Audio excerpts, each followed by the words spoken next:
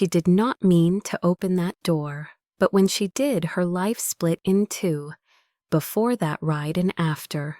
Rain was falling in thin silver lines over the city of Seattle, and the streets shimmered like wet glass. Neon reflections trembled in puddles, and traffic lights blurred into streaks of red and green. Maya Lewis pulled her coat tighter and walked faster along the curb where the wind blew sharp against her face. Her shift at the coffee shop had ended an hour late, and her bus had long gone. Her phone was dying, its light blinking weakly as she refreshed the ride app again and again. The screen froze. A drop of rain landed on it and rolled down like a tear. She sighed her breath, turning white in the cold air. Behind her, the sound of a car slowed down and stopped. A black sedan, the kind she had seen on rideshare apps, was parked just ahead of her. Its door clicked softly open, as if in invitation. She hesitated for a second, her pulse quick and uncertain. The back seat glowed with warm interior light, and leather gleamed pale beige under the rain. She looked around, but no other car was waiting, and the rain was getting worse. Maybe this was hers. Maybe the driver just did not text. She stepped closer, her boots splashing water. The man inside sat motionless in the front seat, hands on the steering wheel, his profile cut in the dim reflection of the street light. Maya opened the door and slid inside, shivering. The air smelled faintly of cedar and something like rain on metal. "Please," she said breathlessly, "can you drive? I just need to get away from here." Her voice cracked on the last word. The man did not answer. He turned his head slightly and met her eyes through the rearview mirror. They were gray like the sky before a storm, calm but heavy with exhaustion. For a moment, neither of them moved. Then, without a word, he turned forward again, and the car began to glide through the rain. Maya let out a shaky breath, clutching her tote bag on her lap. Streetlights slid past in liquid streaks across the window. She stared at the wet city rushing by and spoke softly, more to herself than to him. "I am not usually like this. I just had a rough night." He said nothing, the sound of the wipers filling the silence with a slow rhythm. Her shoulders sank a little, the tension draining as the city drifted farther away. She looked at her reflection, faint in the window, the tired eyes, the damp hair, and she almost laughed under her breath. "Sorry," she murmured, "I talk when I am nervous." Still no response. Yet there was something in his silence that did not feel cold. It felt like listening. She watched the blur of headlights crossing the bridge and continued quietly, words spilling out like confession. "I have been working double shifts for months to save enough to go back to school for design. But things keep falling apart. My rent, my bills. Everything feels like running uphill in the rain." Her voice trembled, and she laughed softly. "You must hear stories like this every night, right? Drivers always do." His hands tightened slightly on the steering wheel, but he did not speak. He only looked once more through the mirror, and their eyes met again. For a fraction of a second, something unspoken passed between them. Not pity, not curiosity, but recognition. She looked away, embarrassed, brushing a strand of wet hair from her cheek. The rain outside thickened. The car's headlights sliced through the mist, and the city lights became distant constellations. She folded her arms, feeling the hum of the engine beneath her feet. "Thank you for driving," she whispered. "I just needed someone to take me away, even for a few minutes." He exhaled slowly, almost a sigh, though she could not tell if it was for her or for himself. The road curved and buildings disappeared behind them. replaced by rows of dim houses and wet trees. Maya rested her head against the window and closed her eyes for a moment, letting the rhythm of rain and motion blur together. In the front seat, the man's face was half lit by the dashboard glow, revealing lines of wear across his brow and the faint shadow of a beard. He looked forward into the darkness, his expression unreadable. When they stopped at a red light, he glanced at her again, the faintest trace of wonder flickering in his gaze. She opened her eyes then, as if feeling it, and smiled faintly through the glass reflection. "Do you ever get tired of driving?" she asked softly. "Of always taking people somewhere else, but never really going anywhere yourself?" Her words hung in the air, fragile like steam. He did not reply, but his knuckles whitened on the steering wheel. The light turned green and the car moved again. The rain eased slightly, becoming a soft mist that floated over the road. For a long while they said nothing. Only the sound of the engine breathing and the faint music of distant thunder filled the car. When he finally stopped at her street, she fumbled for her wallet, pulling out a wrinkled $10 bill. "Here," she said, "thank you for driving me." He looked at it, then shook his head. "Keep it." She blinked, confused. "Are you sure?" He nodded once. She tucked the bill back, awkwardly, whispered another thank you, and reached for the door handle. As she stepped out, the rain brushed her face again, cool and real. She turned to close the door, but paused, watching him through the narrow gap. His eyes were fixed ahead on the empty road, his expression still unreadable. Something in her chest tightened. "Good night," she said quietly, but the door closed before she could hear any answer. The car pulled away, its taillights dissolving into the rain. She stood there for a moment, staring after it, unsure why her heartbeat felt heavier than before. Then she walked toward her building, the wet pavement glimmering under the yellow lamps. Upstairs in her small apartment, she dropped her bag and sat by the window, still hearing the echo of the rain and the hum of the car engine in her mind. She did not see the world from his side of the glass. He did not tell her who he was, and neither of them knew that the storm outside was nothing compared to the one that was about to begin. Maya woke to the gray light of dawn, slipping through her thin curtains, and the steady patter of rain that had never really stopped. Her apartment smelled faintly of instant coffee and damp paper. The radiator clanked but gave no warmth.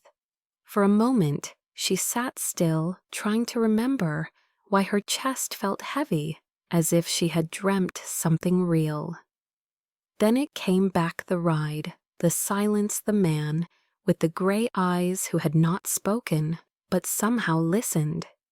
She rubbed her face, groaning softly. What kind of person gets into a stranger's car without checking? She muttered to herself. Probably the kind who works 3 shifts a day and forgets what day it is. Her phone buzzed weakly on the nightstand, flashing the low battery warning before lighting up with a message. "Unknown number. You left this." Attached was a photo of her sketchbook, its frayed edges recognizable even through the grainy image.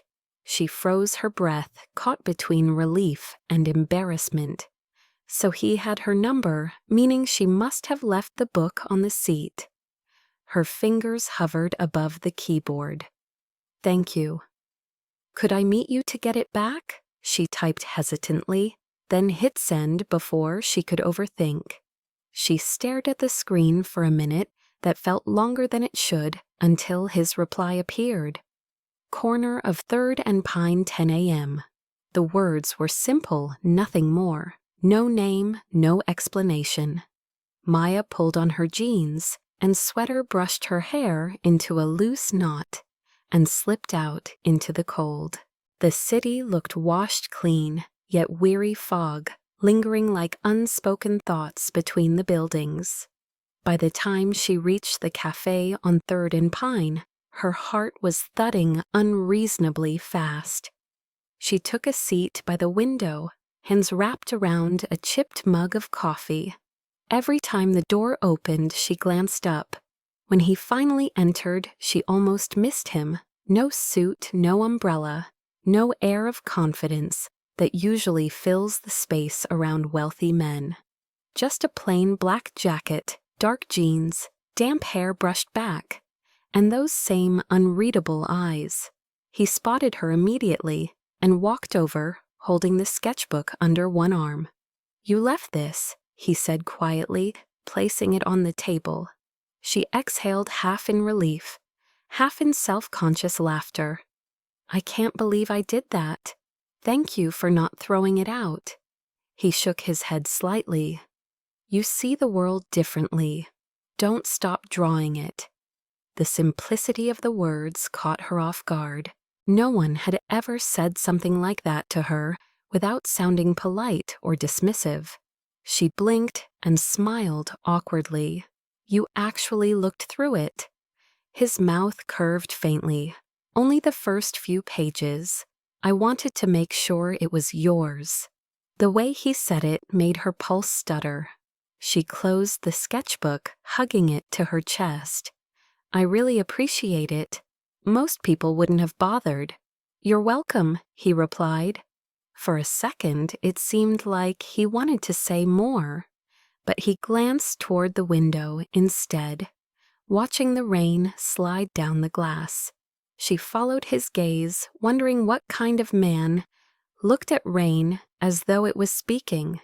When she turned back, he was already standing. "Take care," he said simply, and before she could reply, he walked out into the street, disappearing into the soft mist. She watched him cross the intersection without an umbrella, the crowd parting around him as if the rain avoided him.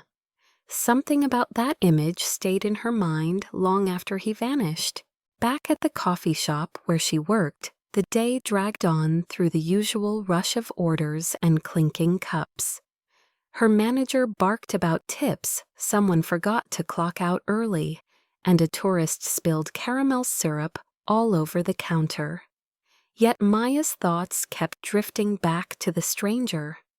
There was a quietness to him that felt deliberate, not cold, but controlled.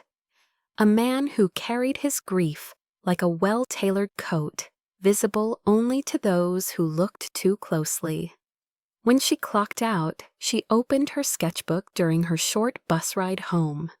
Between rough pencil lines and coffee stains, she drew from memory the shape of his hands on the steering wheel, the way the city lights had reflected on his profile, the shadow that lived in his eyes. She titled it "The Wrong Ride." The next morning she woke to another message, this time from a studio she had applied to weeks ago and already forgotten. "Freelance interview, Nova Link Design Department, Tuesday, 11 a.m. She read it twice to make sure it was real. Novalink was one of those places she dreamed of working at, known for blending art and technology, for creating interfaces that looked alive. Her stomach fluttered with both excitement and fear. What if she wasn't good enough? But the stranger's words echoed again. "Don't stop drawing it." She smiled faintly to herself. Maybe it was ridiculous, but for the first time in a long while, she felt seen. On the morning of the interview, she wore her cleanest blouse, fixed the missing button on her coat, and carried her sketchbook like a shield. The receptionist led her down a long glass hallway lined with digital installation screens that rippled like water and light sculptures that shifted with footsteps. Everything was sleek and silent, like walking through a dream she could never afford. She sat in the waiting area trying not to fidget until the assistant called her name. The office she entered was wide open with panoramic windows overlooking the rainy city. And behind the desk stood him, the man from the car, the man who had returned her sketchbook. Adrian Cole looked different here, composed sharper, but the same quiet gravity surrounded him. For a moment, Maya forgot to breathe. He smiled slightly, though his eyes revealed a flicker of recognition before returning to neutrality. "Good morning, Ms. Lewis," he said with calm professionalism. "Please have a seat." Her mind spun words tangled somewhere between disbelief and confusion. She sat down trying to process the impossible coincidence. "So you're the founder of Novalink," she managed. After a pause, her voice barely steady, he nodded. "Yes, but today I'm here to listen. Tell me about your work." The irony almost made her laugh. The man she had mistaken for a taxi driver was a billionaire tech visionary.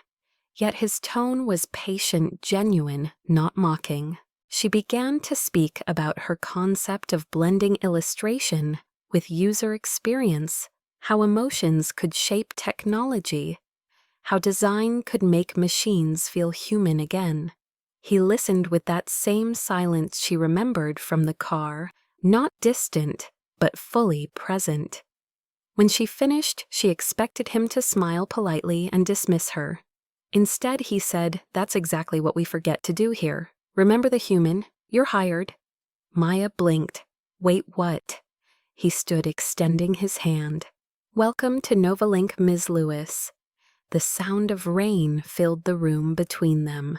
She took his hand, her fingers trembling slightly. The moment felt unreal.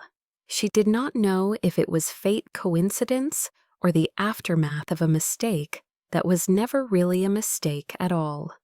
But as she left his office, her heart beat with a quiet certainty that the wrong car had just led her to the right place. The first week at Novalink felt like stepping into another dimension. The air smelled faintly of ozone and polished metal screens, pulsed with living color, and voices echoed in languages of code and art intertwined.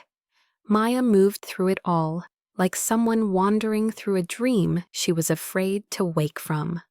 Her desk was small, tucked near a window overlooking the rainy city, but it faced the design floor where creativity buzzed like static. She worked quietly, sketching wireframes and emotional interfaces, translating human feelings into visual language. Most of her colleagues were polite but distant, half intrigued, half skeptical, of the girl hired directly by the CEO. She pretended not to notice. During lunch breaks, she sat near the window, sketching raindrops streaking the glass lines, soft and trembling like thoughts unsaid. One afternoon, she caught a reflection behind her Adrian Cole, leaning slightly with his arms crossed watching her draw. Her breath caught, but she kept sketching. "That's an interesting way to spend lunch," he said finally. She smiled without looking up. "Drawing helps me think." He stepped closer until his reflection overlapped hers. "Think about what?" "About why people feel things they can't explain," she answered softly. He nodded as if he understood too well. After that day, he started visiting her section more often, never intrusive, always quiet. Sometimes he would observe the team discussing interfaces for empathy-driven AI, and sometimes he would stand silently behind her, studying the way she turned emotions into color and shape. At first, it made her nervous, but soon she realized he wasn't evaluating her. He was learning. One evening, the office was nearly empty, the rain outside tapping against the windows in steady rhythm. Maya was adjusting animation transitions when she heard his voice from behind. Do you believe technology can actually understand how we feel? She turned slightly. I think it can learn to mirror emotion, not understand it. Understanding requires loss. He looked at her intrigued. Loss. She hesitated. You can't truly empathize until you've lost something or someone. Machines can mimic, but they don't ache. His eyes darkened a shade, as though her words had hit a quiet truth he carried. Maybe ache is what we're trying to build, he said. The sentence lingered between them, heavy with something neither could name. From that night, their conversations deepened. He would ask her opinion on design choices, but their talks always drifted to something more personal. The loneliness of success, the fear of mediocrity, the beauty of small details others overlook. Sometimes they walked the corridor lined with prototypes that responded to human voice tones. A sphere of light would glow when someone spoke kindly dim when a harsh tone was detected. She once whispered to it softly, and it pulsed with warmth. He smiled faintly. You have the right frequency, he said. Maybe it's just that I mean what I say, she replied. As days turned into weeks, the team began a secret internal project called Empathy AI, designed to create a system that could read not only expressions, but intention, the invisible current beneath words. Adrian made Maya part of the core creative circle. She protested at first. I'm not an engineer, I just draw. Exactly, he said.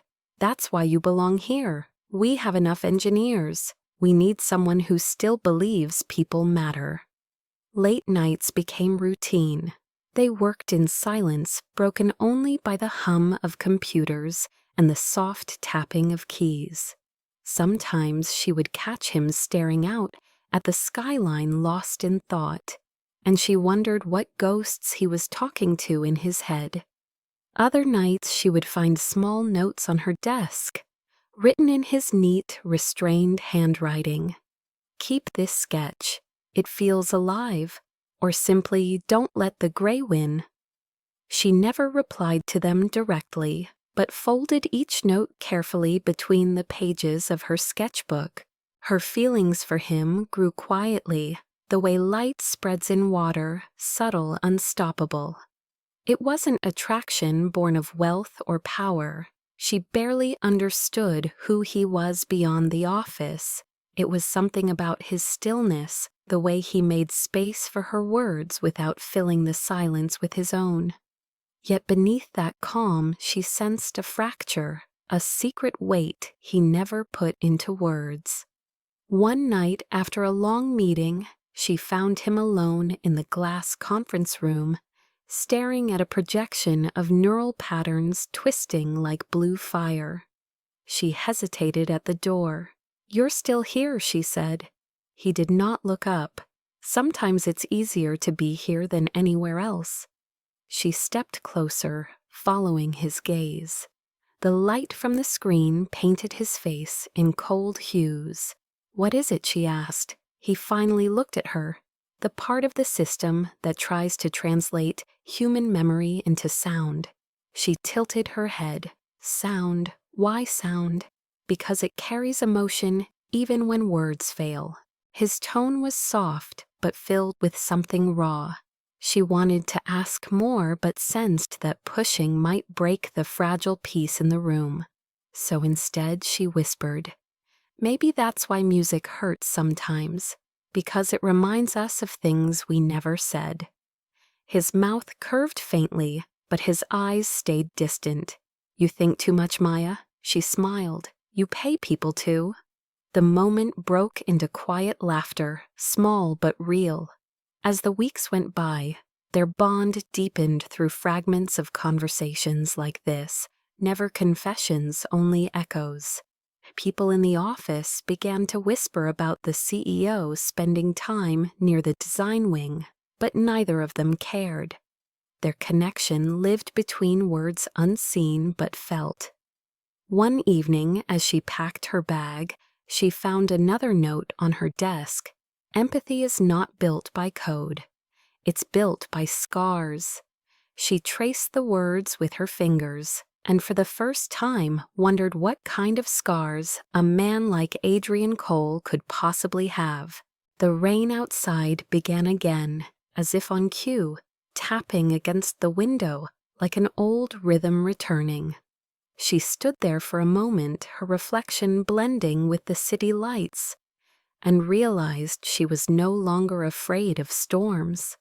Somewhere between the wrong car and this moment, she had stepped into a hidden world, one made not of algorithms or money, but of quiet truths. She did not know what it meant, yet only that she wanted to keep walking deeper. And behind her through the glass, Adrian watched from the hallway, his expression unreadable, but his eyes alive in a way they hadn't been in years. The winter rain softened into mist that hovered over the skyline painting, the city in shades of silver and gray. Inside Novalink, the hum of innovation never stopped. But between Maya and Adrian, something quieter was unfolding. Something wordless, yet impossible to ignore. It began with the late nights that stretched past midnight, when the rest of the team had gone home and only the glow of their screens remained. Maya sat cross-legged at her desk, surrounded by sketches and sticky notes, while Adrian leaned against the glass wall behind her jacket, off sleeves rolled to his elbows. He was no longer the distant CEO, but a man thinking aloud, exploring ideas not as orders but as questions. What if empathy could be taught, he said one night. Not coded, but taught like language. Maya looked up her pencil, resting between her fingers. Then the machine would have to listen first, she said softly. He smiled faintly. Listening might be the hardest part. They looked at each other, then both recognizing that neither of them was really talking about machines. In those small hours when words came slow and genuine, the unspoken began to weave itself between them like threads of light. At times he would walk her to the elevator, and they would share a silence so heavy it felt alive. She caught herself noticing things, how he loosened his tie halfway through long meetings, how he rubbed the bridge of his nose when tired, how his gaze softened when she spoke, even if her idea was unfinished. She tried not to read into it. He was her boss, her mentor, a man far beyond her world. But in moments the distance between their worlds vanished like fog before dawn. During one design review, a glitch caused the empathy algorithm to misread emotions, projecting sadness as anger. The developers debated metrics and data points until Maya quietly interrupted. Maybe it's not the machine's fault. Maybe we're just bad at showing sadness. Adrian turned toward her slowly, eyes locked on hers. What do you mean? She hesitated.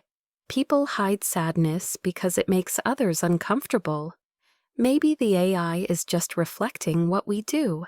He smiled, small but real, the kind that lit his face in a way she had never seen.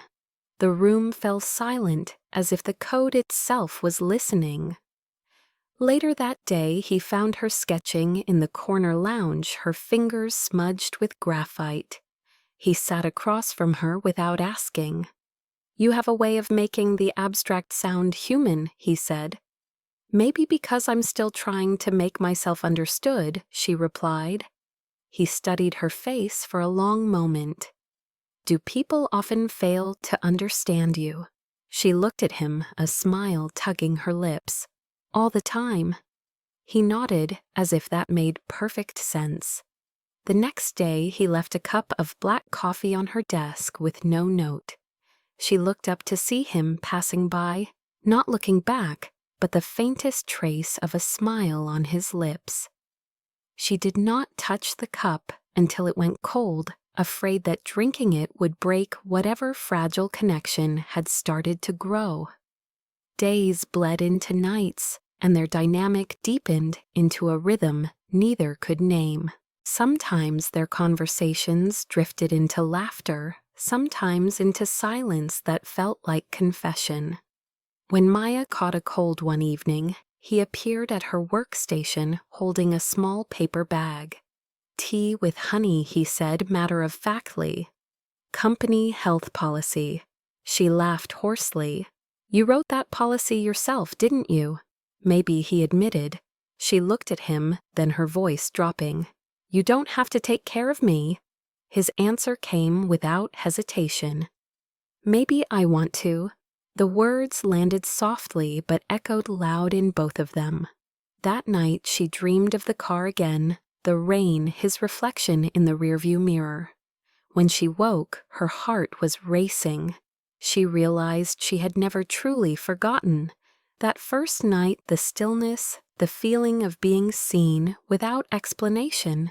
She wondered if he remembered too. The following week, the project reached a crucial phase.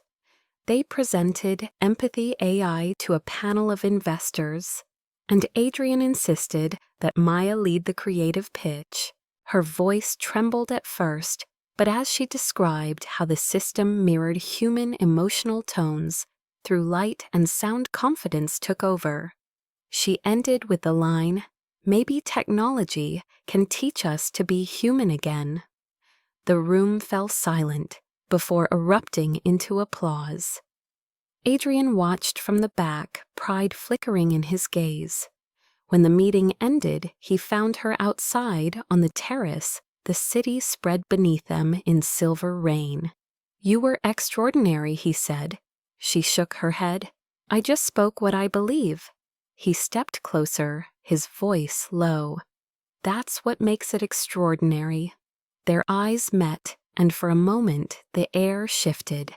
She could hear her own heartbeat and smell the faint scent of rain on his coat.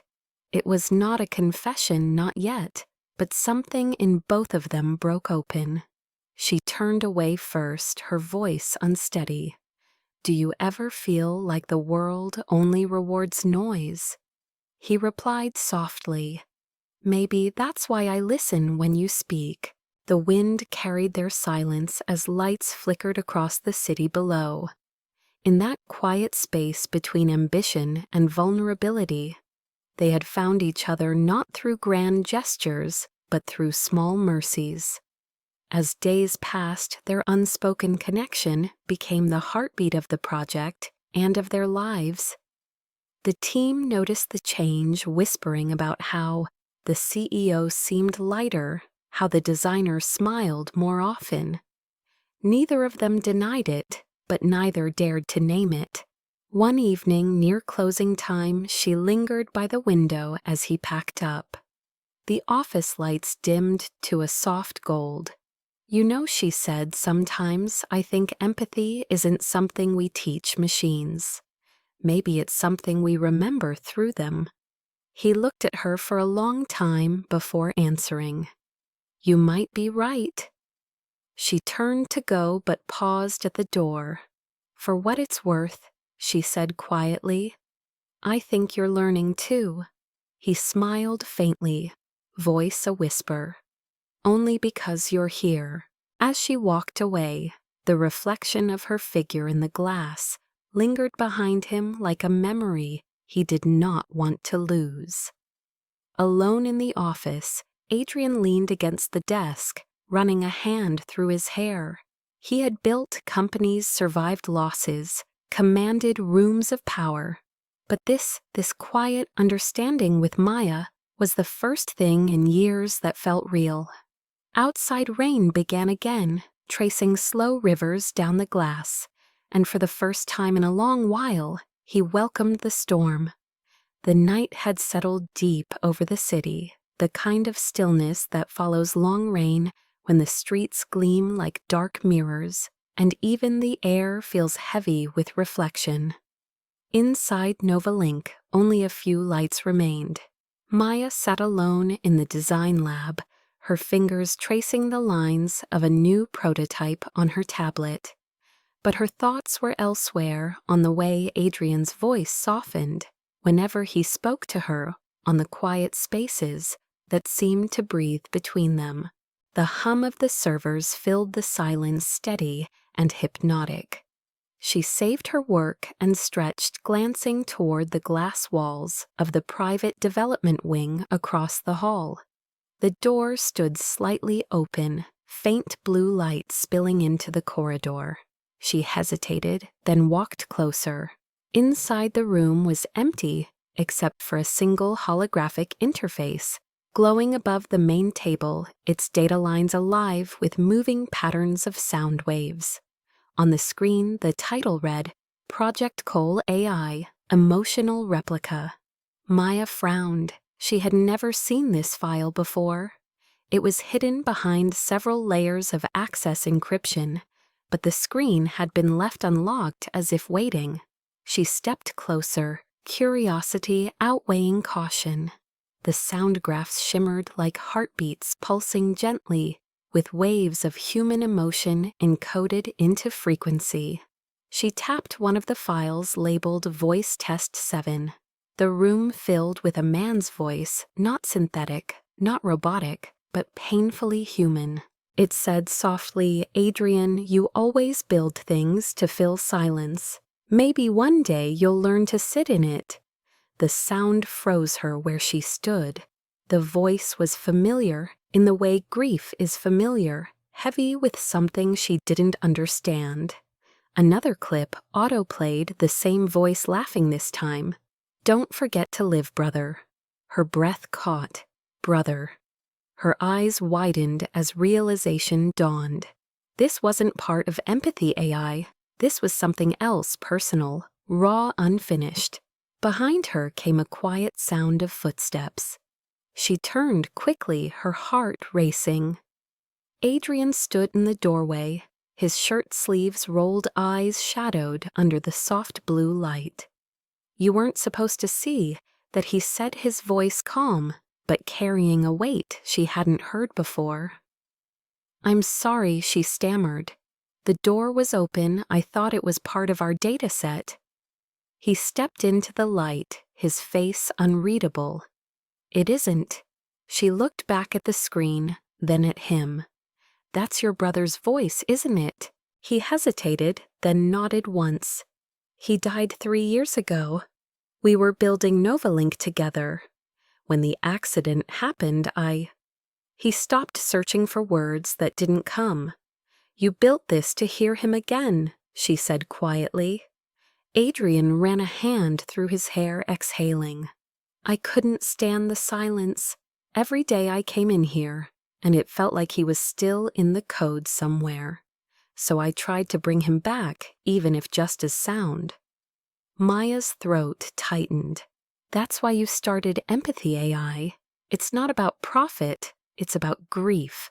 He met her gaze then, and in his eyes she saw the truth he had been hiding all along. A loneliness so deep it had become part of his structure. I thought if I could teach machines to understand emotion, maybe I'd finally understand my own, he said. But all it did was remind me how empty understanding can be when you can't share it. The silence between them was thick with compassion and pain. She stepped closer, her voice gentle. Maybe letting go isn't losing him, Adrian. Maybe it's letting him live through you. He looked at her, something fragile breaking open inside his calm exterior. You talk like someone who's lost too, he said. She smiled faintly, her eyes glistening. My mother, 2 years ago. Cancer. I kept her old answering machine, just to hear her voice sometimes. He nodded slowly, understanding passing between them like electricity. For a long time, neither spoke. Then he reached out, turning off the projection. The light faded, leaving only the faint reflection of their faces in the glass. You shouldn't have seen this, he said softly. But maybe it's better that you did. She frowned. Why? Because you're the first person who didn't look away. The confession hit her like a pulse. She wanted to speak, but couldn't. His vulnerability was too raw, too real. He leaned back against the table, his hands gripping its edge, as if holding himself together. I've spent years surrounded by people who speak in numbers and deals. You're the first one who speaks like everything still matters. She took a slow breath. Maybe because it does. Her words settled between them with quiet finality. Then, as if carried by some unseen current, she placed her sketchbook on the table and opened it to a page she had drawn weeks ago, a pair of hands reaching through static, almost touching. "This is what empathy looks like to me," she said. "Not perfect connection, just the effort to reach." He studied the drawing, his expression softening. He wanted to touch the page, but stopped himself. "You make the invisible visible, Maya. Do you know how rare that is?" She shook her head, her pulse racing. "You make people feel seen," he continued. "You did it to me." His words were a quiet storm. She felt her chest tighten, a mixture of warmth and ache. In that moment, something shifted irrevocably between them. It wasn't spoken, but it existed in the way his voice trembled, in the way her hand brushed the table near his. The air was heavy with everything they didn't say. Then, breaking the silence, she whispered, "You're not as unreadable as you think." His lips curved into a faint smile, though his eyes glistened. "Maybe not to you." For a heartbeat, the world felt still. The rain outside began again, soft but steady, like punctuation to their moment. Then the intercom crackled with a late-night announcement, and the spell broke. She closed her sketchbook, stepping back. "You should go home," he said quietly. She nodded, though her heart lingered. As she walked toward the door, he called her name. "Maya." She turned. "Thank you," he said, "for seeing me." She gave a small smile. "That's what I do. I draw what others don't notice." When she left, he stayed there in the dark room, staring at the silent screen. He replayed her words in his mind until they became his own. Maybe letting go isn't losing him. Maybe it's letting him live through you. For the first time in years, he powered down the entire system and stood in silence without fear. Meanwhile, outside, Maya walked through the soft drizzle toward the bus stop. Her heart caught between sorrow and something dangerously close to hope. She didn't know it yet, but that night had changed the architecture of them both. Somewhere between code and art, silence and speech, two lives had begun to sync in ways no algorithm could explain. The night of the Novalink Gala arrived wrapped in glitter and glass, the kind of evening where the city disguised its loneliness under sequins and champagne. The venue stood on the edge of the waterfront, its transparent walls glowing against the dark water like a jewel. Maya had never attended anything like it. Jenny, a colleague from design, had insisted she come. "You helped create the empathy prototype. You have to see it unveiled," Jenny said, thrusting a silver badge into her hand. Maya hesitated until she saw her name printed beneath the Novalink logo. Her stomach twisted with both pride and apprehension. She told herself she was going for the art, for the work, not for him.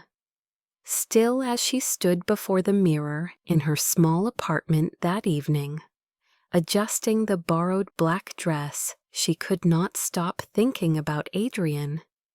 His quiet voice, the confession about his brother, the way he had looked at her like she was the only thing keeping him tethered to the world.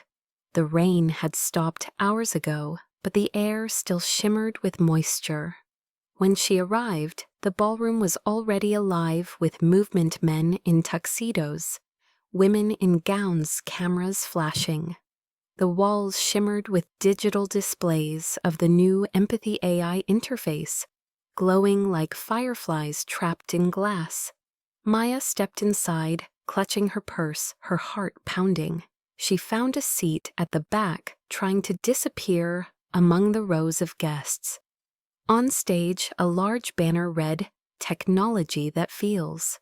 A familiar voice echoed from the speakers as the host announced the keynote speaker. "Ladies and gentlemen, please welcome the founder and chief visionary of Novalink, Mr. Adrian Cole." The sound of his name froze her in place. Her body went cold even before she saw him. He stepped onto the stage under the soft lights, dressed in a charcoal suit that caught the glow like liquid shadow. His posture was confident, controlled, but his face carried the same quiet gravity she remembered from every night in the office. Applause thundered through the room, but all Maya could hear was the dull rush of blood in her ears.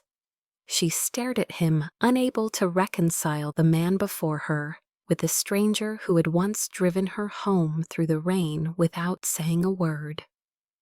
Every sentence he spoke to the crowd seemed to echo with the memory of that silent ride.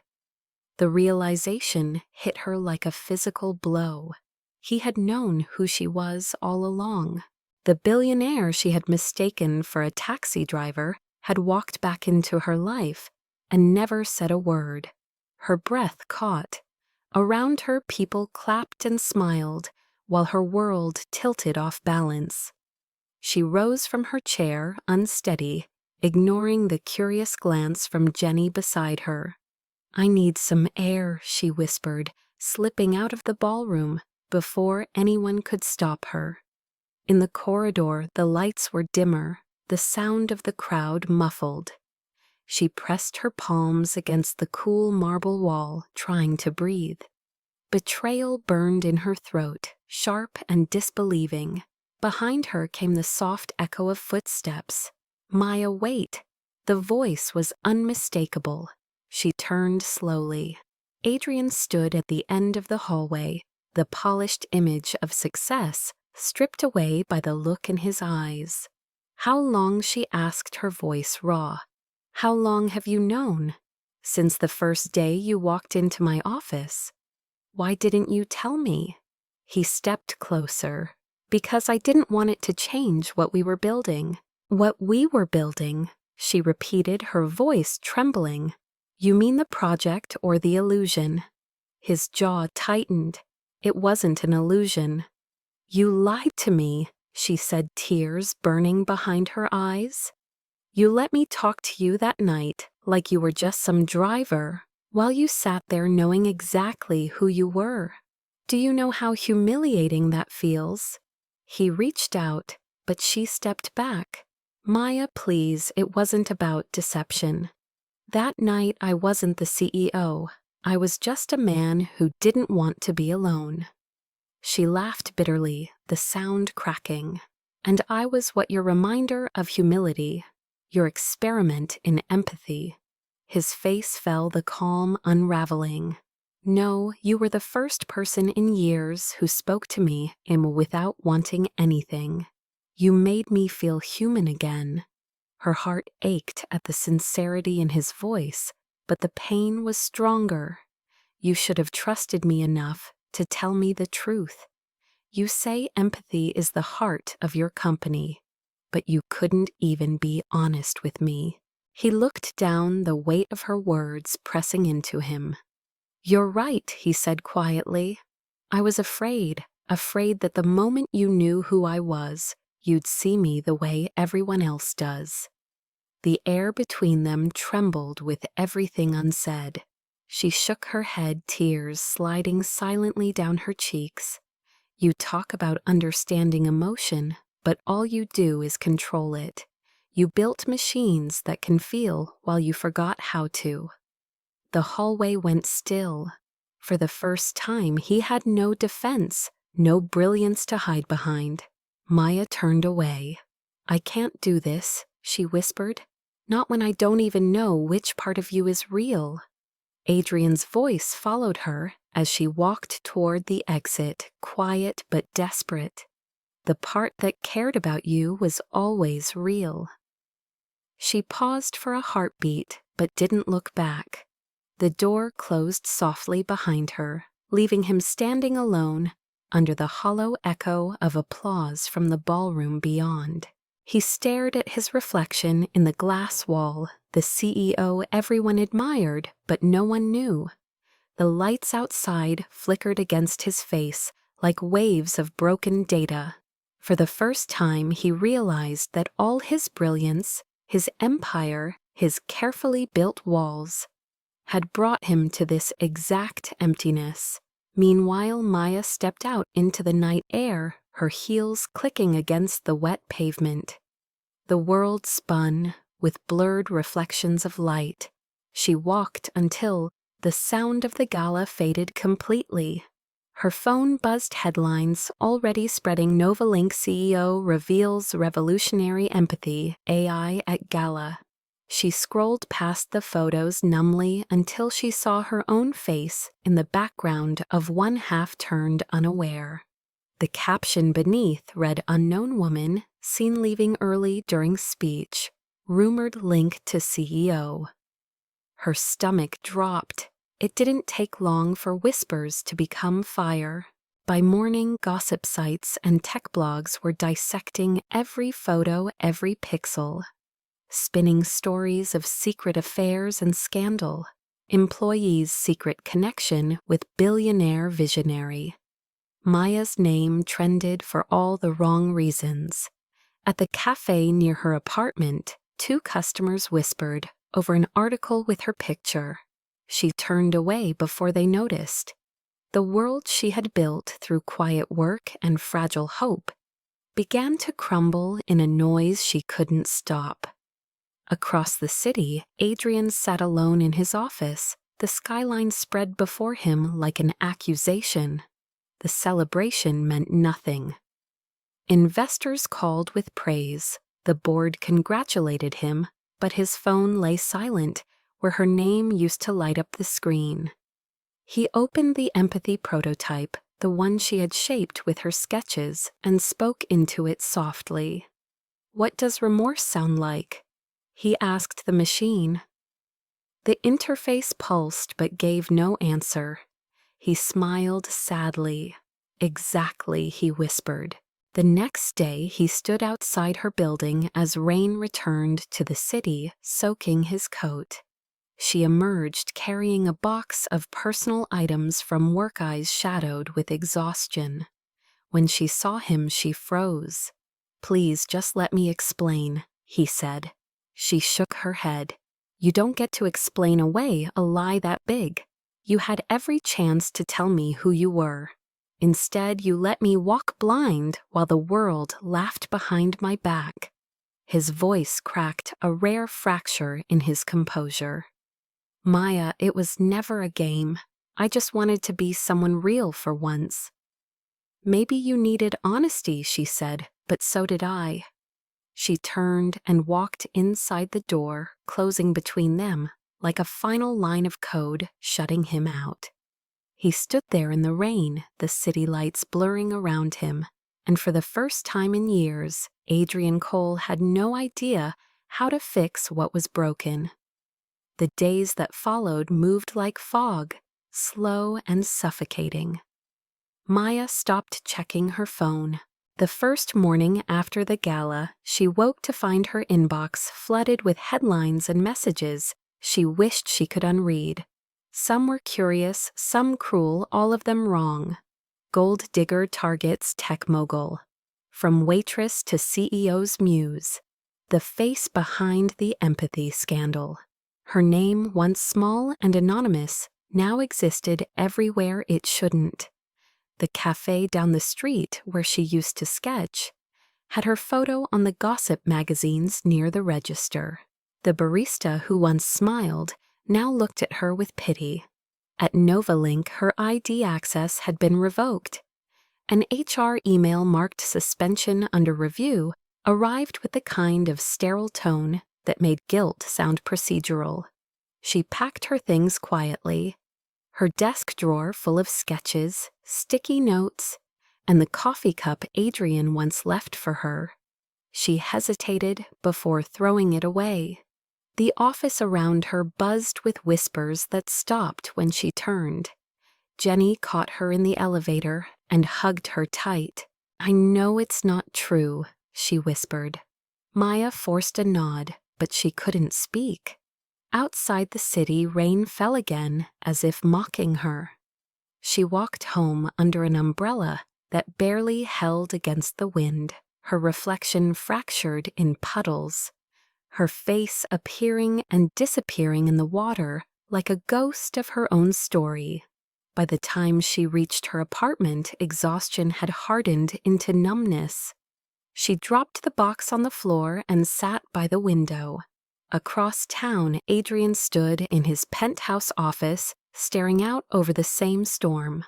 His phone buzzed endlessly, with calls from investors and board members demanding explanations. He ignored them all.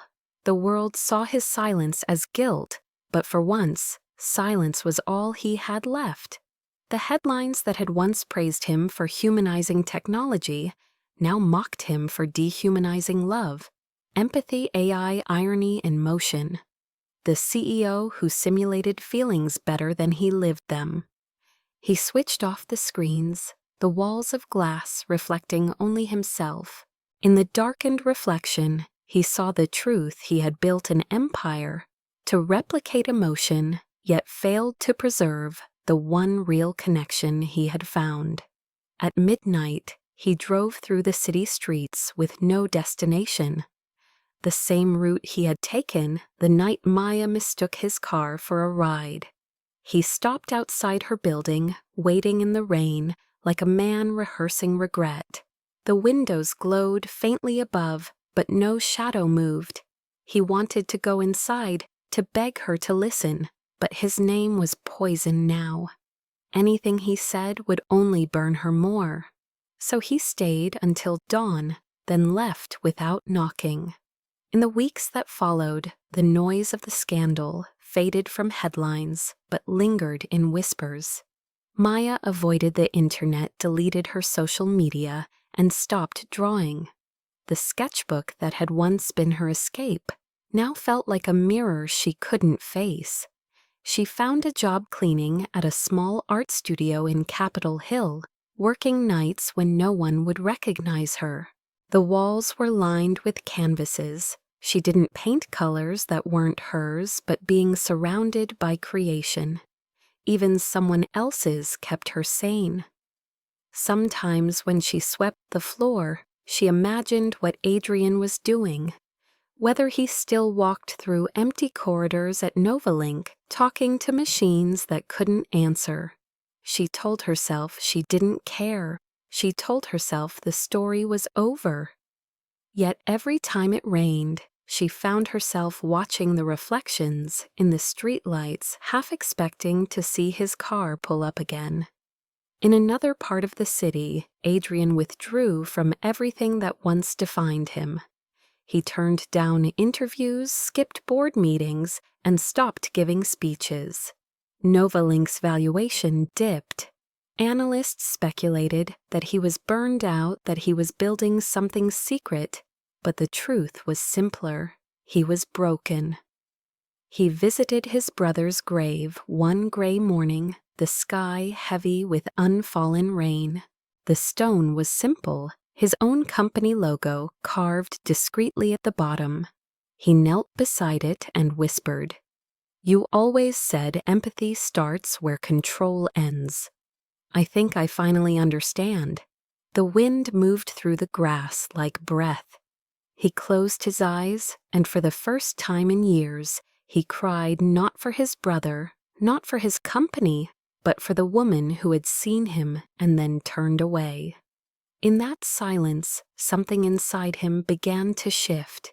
He returned to Novalink, not as the visionary the press adored, but as a man rebuilding quietly from within. The project continued without her, but he changed its direction. No more replication of emotion, he told his engineers. Teach it to recognize absence. The team didn't understand, but he did. Absence was what defined love, the hollow space it left when gone. Meanwhile, Maya found a strange peace in anonymity. Her life shrank to routine, clean, close sleep. But within that monotony, something gentle started to return. One evening, the studio owner noticed her staring at a half-finished painting of two figures under an umbrella and asked if she wanted to add to it. Hesitant, she picked up a brush. The motion felt foreign at first, then natural. She painted a faint reflection in the puddle below the figures, a second car light, fading in the rain. When she stepped back, her heart ached in a way that wasn't entirely pain. Across the city, Adrian stood in the new development lab, staring at a screen running the latest empathy interface. The program displayed emotional patterns translated into light waves. When he spoke aloud, the lights shifted in response to tone, not meaning. He whispered Maya, and the room filled with a soft amber glow, the color the system had learned to associate with longing. He closed his eyes. For months they lived parallel lives defined by silence, each carrying the other like a secret shadow. People forgot, as they always do. The world moved on to newer scandals, newer stories, but the absence between them remained like gravity, invisible yet constant. One night, as Maya locked up the studio, she noticed a new flyer taped to the door. Call for Artists, the Human Voice exhibit, curated by the Adrian Cole Foundation. Her breath caught at the name. The description read, "An exploration of empathy through art, sound, and silence." She traced the letters with trembling fingers. He had found a way to turn what destroyed them into something that could heal. For the first time since it all began, she smiled not fully, but enough to remember what hope felt like. That night she opened her sketchbook again. The first page she filled was a single drawing, a man standing alone in the rain, looking up at a window where light still burned faintly. Across town, in his empty penthouse, Adrian stood at his window under the same sky, unaware that in a small studio miles away, her light was shining for him again. The silence between them was no longer punishment, but promised the space where something new might one day begin. The city had changed in the span of a year, or maybe it was only her. Portland's mornings came with the smell of wet cedar and coffee, not the metallic rain of Seattle. The pace was slower here, softer, like time itself had decided to heal by moving more gently. Maya Lewis had built a quieter life. She rented a small room above a bookstore, its window facing the park, where children came every afternoon for art lessons. She taught them to draw not perfectly, but honestly. Most of her students were hearing impaired, and in their silence, she had learned a new kind of communication. A raised eyebrow became a question, a smile became applause. She used her hands more now, her voice less, and it made her feel strangely at peace. The scars of the past had not vanished, but they had stopped bleeding. Her name no longer trended online. The world had forgotten, but she remembered not as pain, but as proof she had lived through something real. She still had the sketchbook. It sat on her shelf between two books she hadn't opened in months, pages worn edges soft from overuse. Sometimes she would open it and stare at the first drawing, the rainy street, the car, the blurred lights reflected on the windshield. She'd tell herself it was just art, not memory, but her chest always tightened anyway. On a cold January morning, as she was cleaning the brushes after class, the owner of the bookstore called her over with a brown envelope. "Someone dropped this off for you," he said. "No return address." Her name was written in familiar, deliberate handwriting. She hesitated before opening it. Inside was a formal letter, embossed with a logo she had once sworn to never see again: the Adrian Cole Foundation. Her eyes scanned the words, heart stuttering at the line. "You are cordially invited to the opening of The Human Voice, an exhibition of empathy through art." The letter continued, "Your work has inspired this collection. We hope you will join us." She nearly dropped it. Beneath the invitation lay a printed image. It was one of her sketches, a small park bench, under an umbrella line smudged by graphite rain. The same one he had once watched her draw. For a long time she couldn't move. The sound of the children laughing outside faded into a distant hum. Her first instinct was to throw the letter away, but her hand wouldn't let go. That night she sat by her window, the invitation lying open on the table. Outside, the wind rattled the glass, and she watched the reflection of the bookstore's sign flicker in the puddles below. She whispered to herself, "You're not that girl anymore." But a voice deep inside replied, "Maybe that's why you can go." 2 weeks later, she stood before the entrance of a downtown Portland gallery. It was sleek and modern, with tall glass walls and soft amber lights glowing from within. The sign above the door read "The Human Voice." Her reflection in the glass was calm but trembling underneath. She stepped inside. The space was filled with quiet music, soft piano notes that seemed to breathe. Along the white walls hung dozens of artworks, each piece exploring the idea of sound and silence. But what caught her breath was the corner room, a smaller exhibit tucked away under the words, "Dedicated to the woman who taught me that silence is not emptiness." Inside, framed in white, were her own sketches, every single one. The diner scene, the rainy street, the park, even the unfinished gallery. Drawings she had once dreamed of. They were printed, mounted, and illuminated with warm light. Beneath each frame, a single line of text. "She saw beauty before I believed it existed. She listened when I forgot how. She taught me that silence can still be kind." Her knees weakened. Tears blurred her vision. She stepped closer, fingers brushing the glass of one frame as if touching memory itself. The pencil marks were hers, but the meaning, the reverence felt foreign, overwhelming. Then a voice behind her said softly, "I hoped you'd come." She turned. Adrian stood by the doorway, no suit, no pretense. Just a man in a gray sweater and worn jeans, hands in his pockets. Hair slightly damp, as if he'd been waiting outside.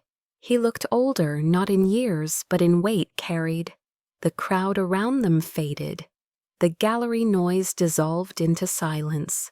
For a long moment they simply stared, the distance between them, both endless and fragile.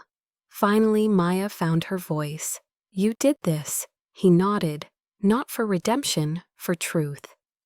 "I built too many things, trying to make people feel, but this was the only thing that ever really did." Her eyes fell on the inscription again. "She taught me that silence can still be kind." She swallowed hard. "Why me, Adrian?" He exhaled, voice low. "Because you saw me when I wasn't anyone. Because you gave meaning to everything I pretended to understand." The vulnerability in his tone startled her. Gone was the billionaire with crafted control. In his place stood the man she had once met in the rain. "You disappeared," she whispered. "You told me to let go," he said. "So I did. But I never stopped listening." The words hung between them like fragile glass. For the first time in a year, Maya didn't feel the need to run. She looked around at the art, the proof of who she was, and realized she was no longer defined by what had broken her. "This exhibit," she said slowly, "it's beautiful. It's human." He smiled faintly. "So are you." She almost laughed, but it came out as a sob instead.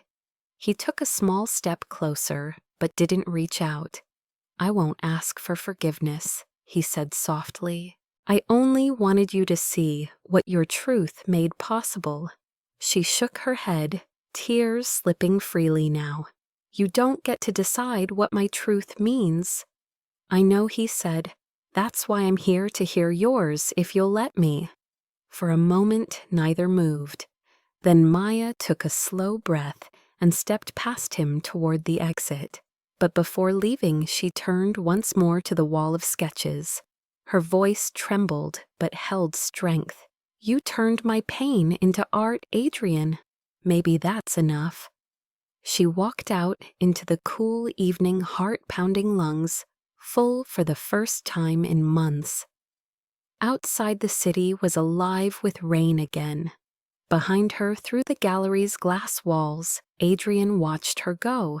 He didn't follow. He just stood there, his reflection fading into hers as the lights blurred together. For him, it was the first time he had learned that love wasn't possession. It was letting someone walk away with part of your soul and trusting they'd know what to do with it. For her, it was the first step back toward her own voice, no longer borrowed, no longer silenced. As she disappeared into the wet streets of Portland, both of them knew something unspoken remained. Not closure, not regret, but the quiet beginning of something real. The rain had stopped by the next morning, leaving behind a thin silver mist that hung over the Willamette River. The gallery's afterglow lingered in Maya's mind like a dream she couldn't shake. She walked the waterfront path slowly, her hands tucked deep in her coat pockets, replaying every word from last night. Adrian's voice still echoed faintly in her head, quiet and unguarded. She didn't know what unsettled her more, the sincerity of his confession, or the truth that part of her had wanted to believe him. Across town, Adrian hadn't slept. The gallery was now empty. Its lights dimmed, but her presence lingered in every frame. He replayed her words. "You turned my pain into art, like a wound that cut and healed at once." By dawn, he decided he couldn't let the silence between them grow again. Not this time. When Maya arrived at the bookstore later that morning, a small package was waiting for her. Inside was a single sketchbook, bound in leather, the same kind she used to carry everywhere. On the first page, a short message in his handwriting. "If you ever want to talk, I'll be where it started." Her pulse quickened. She didn't need to ask where. That evening, as twilight descended and the city lights flickered alive, Maya stood on a familiar corner, the one where she had once mistaken a stranger's car for her taxi. The air was colder now, cleaner, the storm of that night long gone but not forgotten. A black sedan waited by the curb. Not the same one, but close enough to stir memory. Adrian leaned against the door, no chauffeur, no entourage, just him. When their eyes met, something in her chest trembled. She approached slowly, the sound of her footsteps soft against the wet pavement. "You still drive yourself?" she asked, her tone guarded but not cold. He gave a faint smile. "Only when I need to remember what real feels like." She looked at the car, then at him. "You didn't have to come back." "Neither did you," he said gently. "But you did." She hesitated, then sighed and opened the passenger door. The smell of leather and rain filled her senses as she slid inside. It was too familiar, too dangerous. For a long moment, neither spoke. The engine hummed softly. The city outside blurred into reflections of gold and gray. Finally, she said, "Why, Adrian, after everything, why reach out again?" He rested his hands on the steering wheel, eyes forward. "Because unfinished things keep breathing. They don't die, they just wait." She studied him in the dim light. "You think we're unfinished. I think we never got to tell the truth," he replied. "And I can't live another year wondering what you'd say if I let you speak without interruption." She turned her gaze to the windshield, where the world looked both near and far. "All right," she said quietly. "Then let's talk." He nodded once. "Ask me anything." She drew in a slow breath. "Why me? Out of everyone in your world? Why the girl who couldn't even afford a cab home?" He turned to her, his voice steady but soft. "Because when you got into my car, you didn't ask what I could give. You only asked me to drive. And for the first time in years, I felt useful to someone who didn't want my name." Maya looked away, swallowing hard. "You lied to me," she whispered.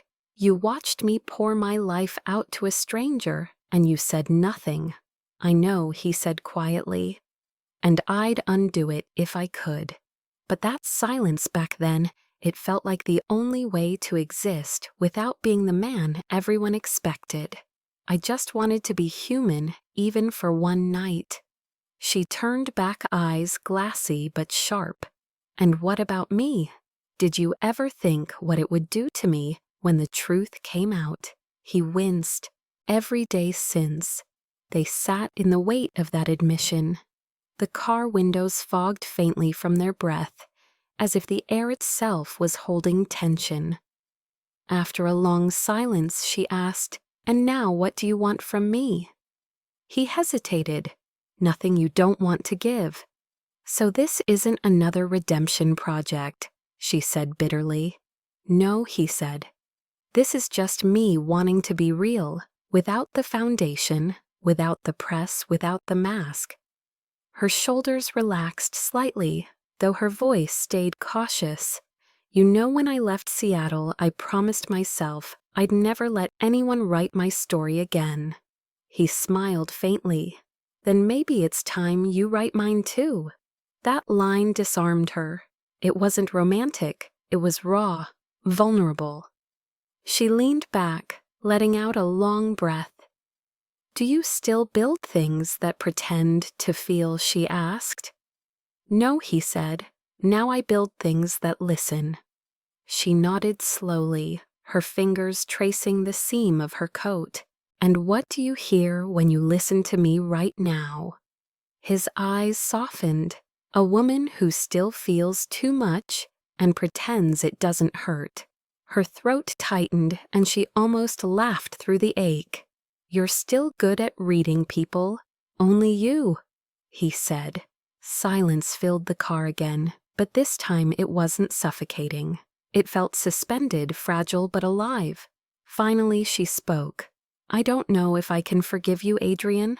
"Not yet. I'm not asking you to," he said simply. "I just don't want the story to end with us pretending we don't exist." She looked at him, searching his face for deception, but found none. "You really mean that I do," he said. "You taught me that empathy isn't about fixing things. It's about standing beside them, even when they're broken." Her breath caught. She turned her gaze to the window, watching a couple hurry by under a shared umbrella. Something inside her eased the sharp edges of anger, dulling into something gentler. "I still draw, you know," she said quietly. "Not much, but enough to remember who I am." "Then keep drawing," he said softly. "That's all I ever wanted." She smiled faintly, tears threatening again. "You and your impossible advice." He chuckled. "Maybe, but the world needs what you see." The tension in the air shifted, still tender but lighter. Maya exhaled and reached for the door handle. "I should go," she murmured. I have class in the morning. He nodded, though his eyes lingered. Can I see you again? She hesitated, hand on the latch. I don't know, she said honestly. Maybe someday. He accepted that with a quiet nod. Then I'll wait, this time without pretending. She opened the door, stepping out into the cool night. The city lights shimmered against the damp streets, reflecting 1,000 small versions of herself. As she walked away, she didn't turn back. Inside the car, Adrian watched until she vanished into the crowd. He didn't feel lost this time, only peace, the kind that comes from saying what should have been said long ago. Somewhere deep down, both of them knew this wasn't an ending. It was a beginning, born from truth, fragile but real. And for the first time since that night in the rain, Maya felt the world open again, not as a wound but as a promise.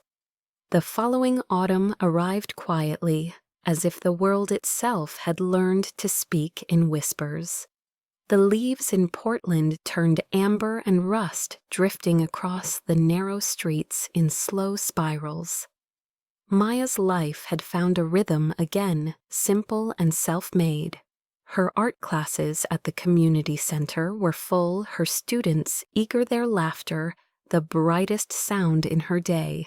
She still woke early, still brewed the same cheap coffee, still carried her sketchbook everywhere.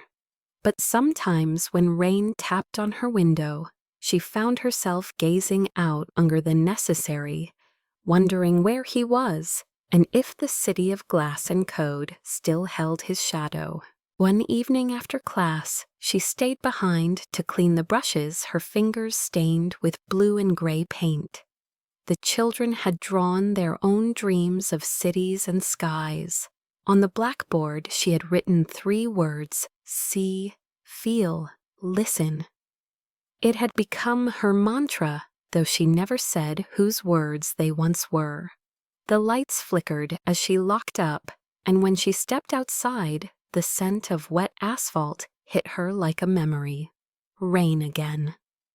The sky was the same deep silver she remembered from that first night in Seattle. As she crossed the small parking lot, headlights swept through the mist, stopping at the curb. A black sedan.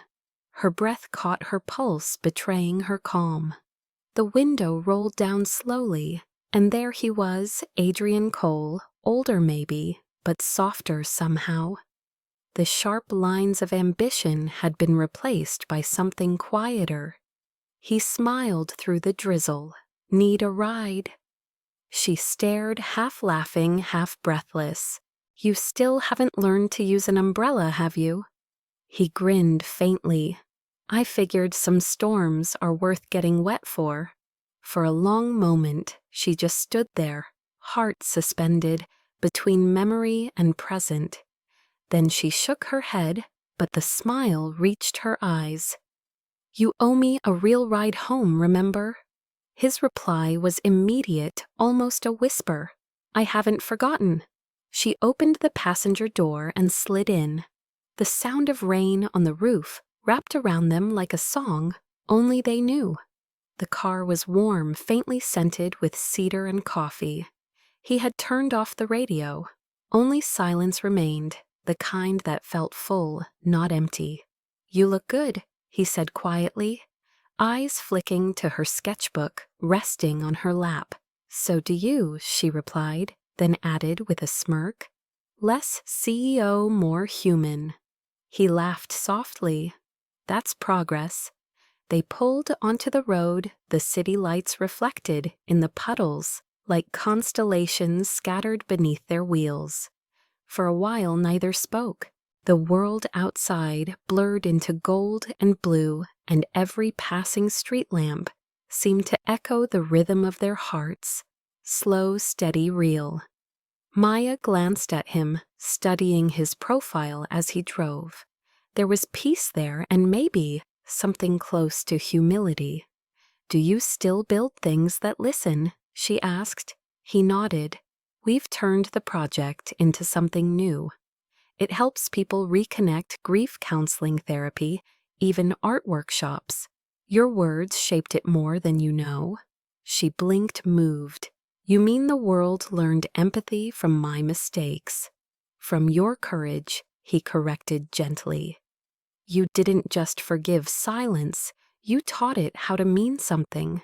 She looked out the window, smiling faintly. Maybe we both learned the same thing, how to stop fixing and start listening. He nodded, eyes on the road. Maybe that's love too. Her pulse quickened, but she said nothing.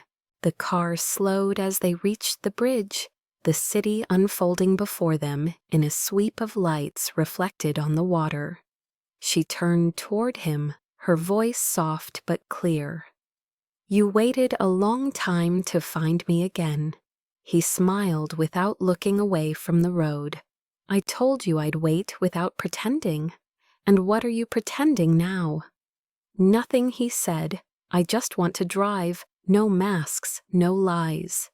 The sincerity in his tone made her chest ache in that familiar bittersweet way. Then drive, she whispered. They crossed the bridge in silence, the rain easing into mist. When they reached her street, he parked outside the small bookstore where her upstairs apartment glowed faintly in the rain. Neither moved. The air between them hummed with things unsaid. She looked at him and asked quietly, "What happens now?" He turned to face her, the streetlight casting gold across his features. "Whatever you choose. And if I choose nothing," he smiled faintly, "then I'll still remember this as the night you got into my car again." She laughed softly, shaking her head. "You really can't resist symmetry, can you? Not when it's this beautiful," he said. The moment lingered fragile and alive. Then slowly she reached for the door but paused. "You know," she murmured, "the first time I got into your car, I thought it was just exhaustion, coincidence, a bad night. But now I think maybe it was something else. What he asked, fate," she said simply. "Or maybe just a very determined universe." He chuckled, voice low. "I'll take either." She hesitated once more, then turned back. "Do you want to come up for tea?" His brow lifted slightly. "Is this another test?" maybe she said, smiling. "But this time I'll tell you who I am, before you guess." He laughed, and it sounded like relief. "Then yes, I'd love to." They stepped out together into the drizzle, no umbrellas this time. He followed her up the narrow stairs, the soft glow from the bookstore windows, trailing behind them like memory. Inside her apartment was small but warm, filled with sketches and plants and the smell of chamomile. He looked around, taking it all in. "You did it," he said softly. "You built your own world." She poured tea into 2 chipped mugs and handed him one. "And you finally left yours," she replied. They sat by the window as the rain returned light and rhythmic. For a while they didn't speak. There was nothing left to explain, nothing left to fix.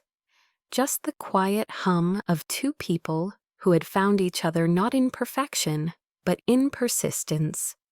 Outside, a car drove past its headlights, sweeping across the glass like ghosts of the past. Maya set her mug down and leaned back. "Do you ever think about that first night?" she asked. He smiled. "Every time it rains."